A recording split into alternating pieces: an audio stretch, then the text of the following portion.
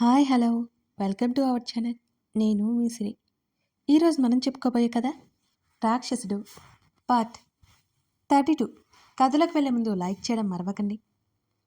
మరి ఇంకా ప్రజ్ఞతో ఎందుకు టచ్లో ఉన్నాను అని నీకు అనుమానం వస్తుందా అని అడిగాడు ఆదిల్. అతడు చెప్పే ఒక్కొక్క మాట ఒక్కొక్క క్షణం నన్ను ఆశ్చర్యంలోకి తోస్తున్నట్టుంది. ఆ ఆశ్చర్యం నుంచి నేను బయటికి రాలేకపోతున్నాను. భుజాలు ఊపేస్తూ అడుగుతుంటే అలాగే చలనం లేనట్టు చూస్తున్నాను. నన్ను వదిలేసి బెడ్ మీద తలపెట్టుకొని కూర్చున్నాడు. నేను అలాగే నిలబడి తన్నే చూస్తున్నాను. ప్రజ్ఞ కలిసినప్పుడు కానీ, తను నాకు ప్రపోజ్ చేసినప్పుడు కానీ, తన గురించి నాకు తెలియదు. కానీ తను ఏదో ఆశించి నా దగ్గరికి వచ్చింది అని అతను చెప్పగానే క్షణకాలం మతిపోయినట్టే అనిపించింది నాకు. అతను తల ఎత్తి నా వైపు చూశాడు. నాకు అబద్ధాలు చెప్పేవాళ్ళంటే అసహ్యం. అదే విషయం మీద ప్రజ్ఞ మీద నా అనుమానం మొదలైంది. తను ఒక చోట ఉందని నాతో చెప్పి మరొక చోట ఉండడం నాకు తెలిసింది. అది నేను లైట్ తీసుకున్న నాకు ఎక్కడో అసహనం. ప్రజ్ఞ ఫ్రాడ్ అని నాకు అనుమానం వచ్చింది. తన బర్త్డే రోజు. నిజానికి అది తన ఫేక్ బర్త్డే. ఆదిల్ చెప్తుంటే కళ్ళు విప్పార్చుకు చూశాను తన్ని. ఆ రోజు తను నేను ఇద్దరం హోటల్కి వెళ్ళాం. అక్కడ ఒక రోజు ఉండాలని తను రిక్వెస్ట్ చేసింది. నేను ఒప్పుకున్నాను. నువ్వు ఆఫీస్ జాయిన్ అయిన మొదట్లో జరిగింది ఇదంతా. కానీ ఆ రోజు రాత్రి నాకు తెలిసింది. నాకు డ్రింక్ కలిపి ఇచ్చి నన్ను షెడ్యూల్ చేయడానికి ట్రై చేసింది. ప్రజ్ఞ అంటే నాకు ఇష్టమే కానీ కాదన్నా. అప్పటికే ఆమె మీద మంచి ఇంప్రెషన్, పెళ్లి చేసుకోవాలనే ఉద్దేశం రెండూ ఉన్నాయి. నేను తనతో ఒక అడుగు ముందుకు వేశాను. కానీ తల తిరిగినట్టుగా అనిపిస్తుంటే ప్రజ్ఞను వదిలి మంచం మీద పడిపోయాను అని ఆదిల్ చెప్తున్నాడు ఒక్కొక్క విషయం. నేను అంతే ఆశ్చర్యంగా వింటున్నాను. ప్రజ్ఞ ఫ్రాడ్ ఏంటి నాకు అర్థం కావట్లేదు నిజంగానే. మేమిద్దరం ఆల్రెడీ కమిట్ అయిపోయినట్టు ప్రజ్ఞ ఆ రోజు పొద్దున్నే చెప్పింది. అప్పుడే నాకు అనుమానం వచ్చింది. ఎందుకంటే రాత్రి జరిగిందంతా నాకు గుర్తుంది. మా ఇద్దరి మధ్య ఏది జరిగినట్టు క్రియేట్ చేయడానికి ఆ గదంతా ఎలా మార్చేసిందో నా కళ్ళారా చూశాను. అప్పుడే చూశాను ప్రజ్ఞలో మరో కోణం. ఆమె డ్రింక్లో ఏం కలిపిందో తెలియదు కానీ ఆమె చేస్తున్న పనులకు చూడడం తప్ప రియాక్ట్ అవ్వలేకపోయాను నేను. తను ఎవరితోనో ఫోన్ కాల్లో మాట్లాడింది. అనుకున్నట్టే జరుగుతుంది అని చెప్పింది. ఆ తర్వాత నాకు స్పృహ లేదు. అందుకే నేను చాలా మామూలుగా బిహేవ్ చేశాను. ప్రజ్ఞ నుంచి విషయం రాబట్టడానికి ప్రయత్నం చేశాను అని అసహనంగా నా వైపు చూసి, నువ్వు ఈ ప్రజ్ఞ విషయం గుర్తుపెట్టుకుని సాధిస్తావని నాకు తెలియదు కదా. అసలు ప్రజ్ఞ మ్యాటర్ మన మధ్య నాకు గుర్తు రాలేదు. మధ్యలో అమ్మికి ప్రాబ్లం. ఇక నేను ఆ విషయం నీతో చెప్పలేకపోయాను. వచ్చాక అంతా వివరంగా చెప్పాలి అనుకున్నాను. మధ్యలో ఎన్నిసార్లు ట్రై చేశాను.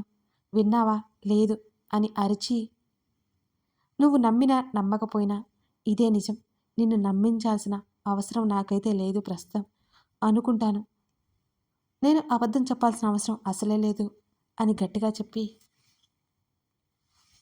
నిన్ను ఇక్కడే ఉంచడానికి కారణం ఇంకొకటి ఉంది. నీ మీద మోజుపడి మాత్రం నిన్నిక్కడికి తీసుకురాలేదు. పెళ్ళి అయితే నీ మీద కోపంతోనే చేసుకున్నాను. అది ఒప్పుకుంటాను. ఆ కోపానికి కారణం కూడా నువ్వే అని గట్టిగా అరిచి, ఒకటి నువ్వు నా లైఫ్ పార్ట్నర్గా ఉండాలి అనేది మా అమ్మీ కోరిక. రెండోది నేను చెప్పలేను. ఇక నీ అనుమానాలు పోతే ప్రశాంతంగా ఉండు. నువ్వు ఎక్కడికి వెళ్ళాలి అనుకుంటున్నావో అక్కడికి నేనే పంపిస్తాను సరేనా అని విసుగ్గా అక్కడి నుంచి వెళ్ళిపోయాడు ఆదిల్. అతడు వెళ్ళిన తర్వాత అక్కడే బెడ్ మీద కూర్చొని పోయాను నేను. అతను చెప్పినవన్నీ ఒక్కొక్కటి నా చెవుల్లో మారు మ్రోగుతున్నా. ఎలా రియాక్ట్ అవ్వాలో కూడా నాకు అర్థం కావడం లేదు. అతను నిజంగానే నన్నే ప్రేమించాడా? ప్రజ్ఞతో అతని రిలేషన్ నిజం కాదా అయితే? ఏ నిర్ణయం ఏం తీసుకోవాలో నాకు అర్థం కాలేదు. ఇప్పుడు అతనికి నేనంటే ఇష్టం అనగానే ప్రేమ పుట్టేది కదా నాకు. ప్రజ్ఞతో రిలేషన్ లేదనగానే తనతో వైఫ్గా రిలేషన్ కొనసాగించలేను కదా. అది పూర్తిగా నా విషయం, నా అభిప్రాయం. కానీ అతని మీద ఉన్న అభిప్రాయం అయితే తప్పక మారుతుంది. కానీ దాన్ని జీర్ణించుకోవడం కష్టంగా ఉంది. నా వైపు నుంచి చూసిన ఆదిల్ వేరు, నేను చూసిన ఆదిల్ కాకుండా అతనులో మరో ఆదిల్ ఉన్నాడు. తల పట్టుకుని కూర్చున్నాను. అతన్ని అన్న మాటలని నా కళ్ళ ముందు తేలియాడుతున్నాయి. క్యారెక్టర్ లేనివాడిగా చిత్రీకరించేశాను తన్ని. మనిషిని ఏ విషయంలోనైనా హర్ట్ చేయొచ్చు కానీ వ్యక్తిత్వం మీద మాత్రం దెబ్బ కొట్టకూడదు. నేను అదే చేశాను. ఆ రోజు ఎలా గడిచిపోయిందో కూడా నాకు తెలియలేదు. ప్రతి నిమిషం కాదు కాదు ప్రతి క్షణం అతని గురించి ఆలోచనలే నా బుర్రలో తిష్ట వేశాయి. ఆ రోజు రాత్రి మమ్మీకి కాల్ చేశాను. సోనా అమ్మమ్మ లిఫ్ట్ చేసింది. అమ్మమ్మ ఏడు గొంతుతో పిలిచాను నేను. సోనా తల్లి ఏమైందే అని ఆదుర్దాగా అడిగింది అమ్మమ్మ. మమ్మీ లేదా అని అడిగాను. లేదు, పక్క వీధిలో ఫంక్షన్ ఉంటే వెళ్ళింది అని చెప్పింది అమ్మమ్మ. అమ్మమ్మ నేను పెద్ద తప్పు చేశాను అని అంటున్న నా మాటకి అమ్మమ్మ కంగారు పడిపోయింది. ఏమైందే సోనా, పొరపాటున పిచ్చి నిర్ణయాలు తీసుకోకే. నేను రేపు పొద్దున్నే వస్తా సరేనా? ఆదిబాబు ఎక్కడా? అమ్మమ్మ దాదాపు ఏడ్చేస్తూ అడిగింది. అమ్మమ్మ ఉద్దేశం ఏంటో నాకు అర్థమై, చిచి అమ్మమ్మ ఆపు, నేనెందుకు అలా చేస్తాను, నువ్వు నీ పిచ్చి ఆలోచనలు అని విసుక్కున్నాను కోపంగా. నీకు ఆలోచన లేదుగా సోనా. ఇంకా కంగారు తగ్గలేదు అమ్మమ్మకి. నాకెందుకుంటుంది? అలా ఆలోచించేదాన్నైతే ఎప్పుడో మొదట్లోనే అన్నీ అయిపోయేవి. నువ్వు ఎక్కువ ఆలోచించుకో సరేనా అన్నాను నేను చిరాగ్గా. నేను సూసైడ్ చేసుకోవడం లాంటివి ఆలోచిస్తానని అమ్మమ్మ భయం అని నాకు అర్థమైంది. మరి తప్పు చేశానన్నావు ఏంటది? అమ్మమ్మ అడిగింది. అదేంటంటే మీకు ఒకసారి చెప్పాను కదా, నేను ఒకరిని చూశానని అని నసిగాను.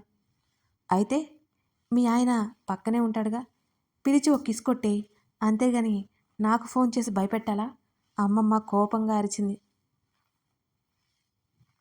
అది కాదే, నేను చూసింది ఎవరితో కాదు, ఆదిల్తో మరో అమ్మాయిని. నా మాటలకి మా అమ్మమ్మ ఫ్యూజులు ఎగిరిపోయినట్టు సైలెంట్ అయిపోయింది. అమ్మమ్మ ఉన్నావే అని అడిగాను అనుమానంగా చూస్తూ.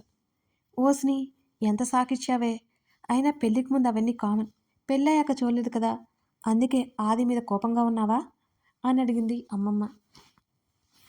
అప్పటినుంచి అంటూ మొదలుపెట్టి మా మధ్య జరిగినవన్నీ ఒక్కొక్కటిగా చెప్పగానే మా అమ్మమ్మకి సౌండ్ లేదిక. సోనా నిజంగానే షాక్ అయిపోయినట్టు పిలిచింది అమ్మమ్మ. అందుకే తన్ని చాలా అన్నాను. ఈరోజు అసలు విషయం తెలిసింది. ఇప్పుడు నేను చేయాలి నాకేం అర్థం కావడం లేదు.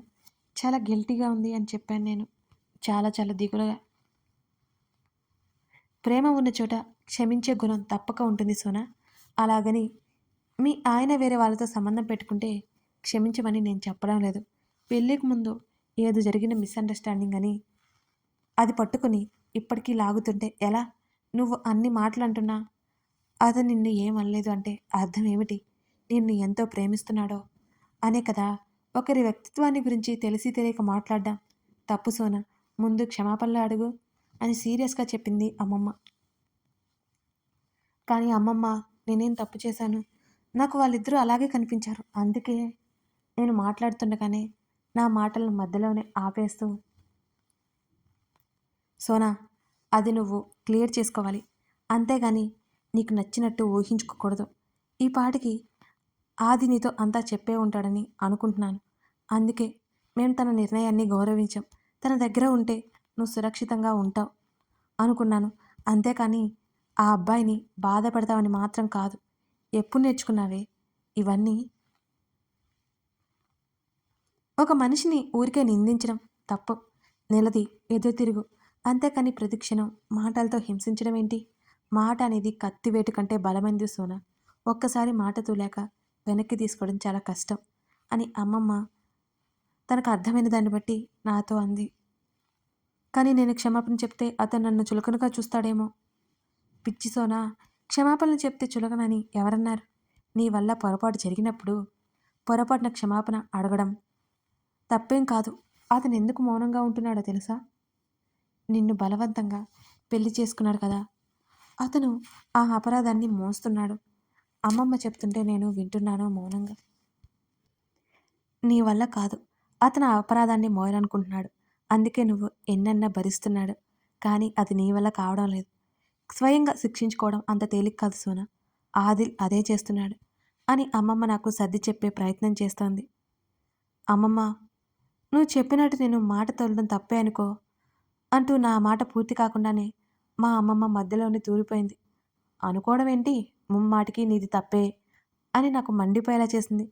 సరే సరే, నేను చెప్పేది విని ముందు ఆవేశపడకు. నేను నీలా కాదు సన, వింటానులే చెప్పు అని అమ్మమ్మ వెటకారంగా అంది. చెప్పేది వినకుండా మాట్లాడడం మీ దగ్గర నుంచి నేర్చుకున్నాను నేను. నేర్చుకోవడం కాదు, నీ అలవాట్లు వచ్చేసాయి మరి. నేను తగ్గకుండా అరిచాను.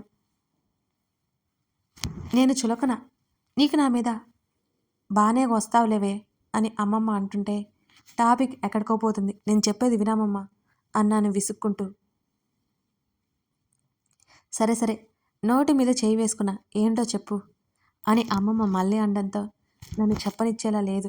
మళ్ళీ నేను ఏదో ఒకటి మాట్లాడితే ఇంకొకటి మాట్లాడుతుంది అనుకుని నాకు నేనే సర్ది చెప్పుకొని, ప్రజ్ఞ అతన్ని మోసం చేసింది అంటున్నాడు కదా, ప్రజ్ఞ మోసం చేయకపోతే ఆమెనే పెళ్లి చేసుకునేవాడు కదా. అలాంటప్పుడు అతనికి నా మీద ప్రేమ ఎక్కడ ఉందమ్మమ్మ? మరోసారి వాళ్ళ అమ్మ కోసం పెళ్లి చేసుకున్నాను అంటాడు. నేను ఎలా అతన్ని నమ్మగలను అని నాకున్న అనుమానం బట్ట బయలు చేశాను ఆ అమ్మమ్మ ముందు. అదంతా నన్ను అడిగితే నేనేం చేస్తానే, వెళ్ళి ఆదిల్ని అడుగు అని అమ్మమ్మ అంది. ఇలా చెప్పి బ్రతికిపోయావు, మళ్ళీ ఆదిబాబు అంటూ మాట్లాడావంటే మామూలుగా ఉండేది కాదు నీకు అని నేను అనగానే మా అమ్మమ్మ నవ్వేసింది గట్టిగా. తెలియకుండా ఆదిల్ వైపు మాట్లాడలేదు కాబట్టి ఊరుకున్నాను మరి. లేకపోతే అసలు ఊరుకుంటానా? ప్రతిదానికి అతని భజనే. నేను కరెక్ట్ అనిపిస్తేనే చెప్తానే. ఆది అంటే ఇష్టం ఉన్నంత మాత్రాన ఏం చేస్తాను చెప్పు? నా మనవరాలికి నచ్చట్లేదు, దిగులు పడతాను, అంతకంటే ఏం చేయను అని అంది అమ్మమ్మ. డ్రామాలు ఆపమ్మమ్మ విసుక్కున్నాను నేను. డ్రామాలు కాదు నా బాధ, నా గోడు వెళ్ళబోసుకుంటున్నాను. నా మనవరాలు పక్కన అంత అందమైన భర్త ఉంటే నాకే కదా గొప్ప అన్నది. ఇక చాలమ్మా చాలు, అందం ఉంటే సరిపోతుందా అని అడిగాను కోపంగా. సరే చాలదు, నీ భర్తలో ఒక తప్పు నాకు ఇప్పుడు చూపించు అమ్మమ్మ అడిగింది. నేను కొన్ని క్షణాల పాటు ఆలోచించాను. చెప్పవే అని అడిగింది.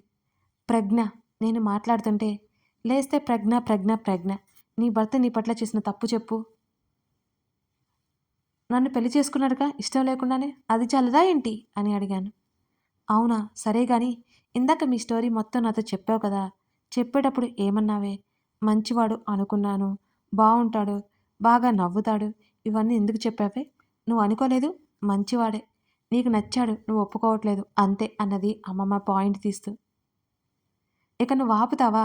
నీతో ఇంకాసేపు మాట్లాడితే అతనే నా ప్రాణం, అతనే నా సర్వస్వం అనేలా ఉన్నాను అని వెటకారంగా అన్నాను.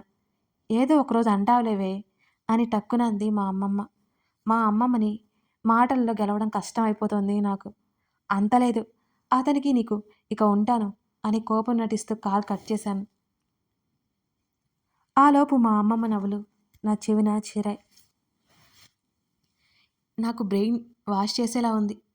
ఆదిల్ నన్ను తినడానికి పిలిస్తే అతనికి నా మీద నిజంగా ప్రేమ ఉన్నట్టు, లేకపోతే లేనట్టు. గంటలు గంటలు చూసినా అతను రాలేదు. నేను కోప్పడతానని రాలేదేమో. నాకు నేను ఎందుకు సర్ది చెప్పుకుంటున్నానో నాకే తెలియలేదు. బెడ్ మీద వాలిపోయాను. దిండి మీద చెంపానించి కళ్ళు మూసుకున్నాను. అలా కళ్ళు మూసుకున్నానో లేదో, తేనె కళ్ళు టక్కున నా కనురెప్పల లోపల చీకటిలో తలుక్కుమన్నాయి. ఉలిక్కిపడ్డాను ఒక్కసారిగా. గబుక్కున లేచి కూర్చున్నాను. తల విదిలించుకొని మంచినీళ్ళు తాగి మళ్ళీ పడుకున్నాను. ఆదిల్ పరిచయం, అతనితో మాటలు, అతని చూపులు అన్నీ ఒక్కొక్కటిగా గుర్తుకొస్తున్నాయి. చాలాసేపు నిద్ర పట్టలేదు. ఒకటేమో ఆకలి గొడవైతే మరొకటి అతని గొడవ. అదే అతని ఆలోచనల గొడవ.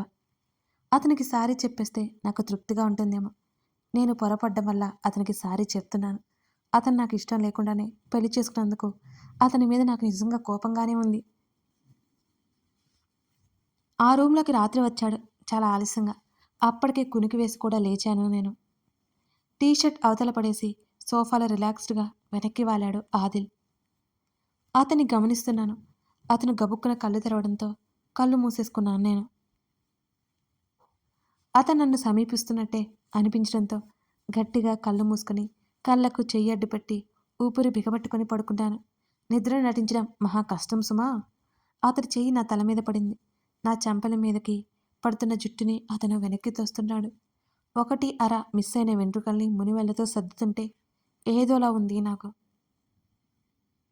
అతడి వెచ్చటి శ్వాస నా చెంపని తగులుతుంటే ఊపిరి ఆగిపోతుందేమో అనిపిస్తోంది. అతని పెదవుల స్పర్శ నా కణత మీద తగలగానే బిగుసుకుపోయాను నేను. నా భుజం దగ్గర ఒక చేతిని పట్టుకొని మరొక చేతిని నా నడుము దగ్గరకు వేసి నన్ను దిండి మీదకి వేసి దుప్పటి కప్పాడు ఆదిల్. అతడు అదే బెడ్ మీద చివరన పడుకున్నాడు. పోగంట తర్వాత మెల్లిగా కళ్ళు తెరిచి చూసిన నాకు ఆదిల్ నిద్రపోతూ కనిపించాడు. అతని పొడవైన నుదురు, సూదంటి ముక్కు ఆ మసక వెలుతుల్లో స్పష్టంగా కనబడుతున్నాయి. అలాగే చూస్తున్నాను. మనం ఎవరి మీదైనా ఒక అభిప్రాయానికి వచ్చినప్పుడు మన అభిప్రాయం పూర్తిగా తలకిందులైతే ఆ వ్యక్తి ఖచ్చితంగా కొత్తగా కనబడతాడు. ఇప్పుడు ఆదిల్ కూడా నాకు అలాగే కనబడుతున్నాడు. చూస్తూ చూస్తూనే నిద్రలోకి జారుకున్నాను నేను. తర్వాత రోజు కూడా అలాగే గడిచిపోయింది. నేను క్షమాపణ చెప్పాలి అనుకోవడం, వెనకడుగు వేయడం ఇదే జరిగింది. మా పెళ్లి గురించి నేను మాట్లాడాలి అనుకోవడం లేదు. కాబట్టి అతను నన్ను ఎందుకు ప్రేమించాడో, ఎలా ప్రేమించానో అని అడగలేదు.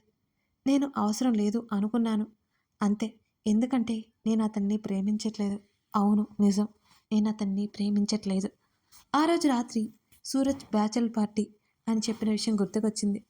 ఎప్పుడూ అంతే, ఇతనితో రాత్రులు వెళ్ళడమే సరిపోతుంది. నేను రెడీ అయిపోయి తన కోసం ఎదురు చూస్తూ కూర్చున్నాను. అతడు black jean, cream colour check shirt వేసుకున్నాడు. నా డ్రెస్ వైపు చూసుకున్నాను. క్రీమ్ కలర్ డ్రెస్ కావాలని మ్యాచింగ్ వేసుకుని ఉంటాడు. అంతలోనే నేను రెడీ అయిన తర్వాత అతను చూడలేదన్న విషయం నాకు గుర్తొచ్చింది. నేను మౌనంగా అతన్ని అనుసరించి కారులో కూర్చున్నాను. తనేం మాట్లాడలేదు. తిరిగి వచ్చేటప్పుడైనా సారీ చెప్పేద్దాం, అప్పుడు నాకు గిల్టీ ఫీలింగ్ పోతుంది అనుకున్నాను. అప్పుడు నేను తీరిగ్గా అతని మీద కోప్పడచ్చు. ఎస్, అదే కరెక్ట్. కారు ముందుకు సాగుతోంది. అచ్చం నా ఆలోచనలాగా. సూరజ్ తనకే కాబోయే భార్య. మా ఆఫీస్లో స్టాఫ్లో కొందరు ఉన్నారక్కడ. అక్కడ ఆదిల్కి స్పెషల్ మర్యాదలు. అతడొక చిన్న స్మైల్ విసిరేసి దూరంగా కూర్చున్నాడు. అదంతా ఓపెన్ ఏరియా, డెకరేట్ చేసి ఉంది. దూరంగా స్విమ్మింగ్ పూల్ కూడా ఉంది. కొంతమంది తాగి తూగి అందులో పడుతున్నాడు. డ్యాన్స్ చేస్తున్నారు, నవ్వుతున్నారు, తుల్లుతున్నారు. నీతు కూడా వచ్చింది. నన్ను పలకరించింది. ఆదిల్ ఏమనుకుంటాడో ఏమో అని ఎక్కువసేపు మాట్లాడకుండానే వెళ్ళిపోయింది. అతని పాటికి అతను ఉన్నాడు. నాకేం చేయాలో తోచలేదు. కార్తిక్, చందు వస్తూ కనిపించారు. కార్తిక్ పొజిషన్ కూడా హై కదా. అతన్ని సాదరంగా ఆహ్వానించాడు. సూరజ్తో మాట్లాడి డ్రింక్ గ్లాస్ పట్టుకుని నా వైపు వస్తూ కనిపించాడు కార్తిక్. చందు కూడా అతనితో పాటే నా దగ్గరికి వస్తున్నాడు. నన్ను పలకరించాడు కార్తిక్. ముఖం తిప్పేసుకున్నాను. నమస్కారం పెట్టి ఆదిల్ వైపు వెళ్ళిపోయాడు. నేను వాళ్ళ వైపు తల తిప్పి చూశాను. నా ఎదురుగా కుర్చీలో కూర్చున్నాడు చందు. చందు మాట్లాడుతుంటే ఊకొడుతున్నాను. ఆదిల్ ముఖం ఎంత గంభీరంగా ఉందో. కార్తిక్ ఏదో చెప్తూ కన్విన్స్ చేయడానికి ప్రయత్నం చేస్తున్నాడు. లేకపోతే నాకు అలా అనిపించిందో తెలియదు, కానీ అక్కడ అలాగే అనిపిస్తోంది నాకు. ఆది ముఖం చాలా గంభీరంగా ఉంది. అతను ఏటో వేలు చూపిస్తూ ఎవరి పనో పట్టేలా కార్తిక్కి పురమాయిస్తున్నాడు. ఎవరికి స్కెచ్ గీస్తున్నాడో ఏమో మరి. కార్తిక్ తల ఊపాడు. మాట్లాడుకుంటూ ఇద్దరూ నా వైపు చూశారు. నేను కళ్ళు చిన్నవి చేసి వాళ్ళిద్దరినీ చూశాను కోపంగా. కథ కొనసాగుతుంది. ఇదన్నమాట సంగతి. ఆదిల్ తన మనసులో ఉన్నది సోనాతో చెప్పాడు. కానీ సోనాని ఎందుకు పెళ్లి చేసుకున్నాడో ఇంకా పూర్తిగా క్లారిటీ ఇవ్వలేదు. అది కూడా తెలుసుకుందాం. ఇప్పుడు నేను కొంచెం బాగానే ఉన్నానండి. కోలుకోవడానికి ఇంకొన్ని రోజులు పడుతుంది. ఇలాగే వీలున్నప్పుడల్లా వీడియోస్ చేస్తుంటాను. మీ అభిమానానికి, మీ ప్రేమకి చాలా చాలా ధన్యవాదాలండి. లైక్ చేసి, కామెంట్ చేసి సపోర్ట్ చేస్తారని ఆశిస్తున్నాను. Thank you.